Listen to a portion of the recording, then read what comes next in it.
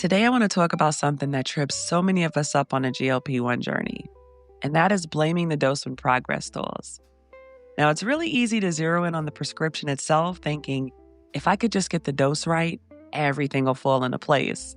But that mindset can actually keep you stuck. So let's unpack why. The dose is support, not the whole strategy.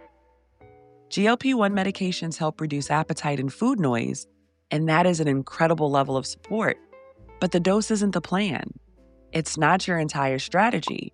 And when you expect the prescription to handle everything, you miss a chance to build habits that actually make weight loss and maintenance possible long term.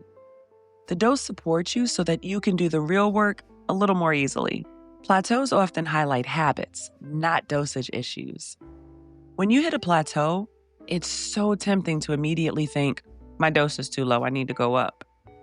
And yes, there are times where dosage adjustments are appropriate, but that's a conversation to have with your provider. A plateau is also feedback, so it's often the moment to look at your habits. Are you skipping meals because you're not hungry? Grazing at night? Moving less because energy is down? Plateaus show us where our behaviors need adjusting. They're not always a prescription problem.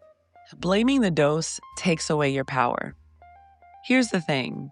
When you blame the medication for everything, it feels safer. It's easier than admitting we might need to change something ourselves.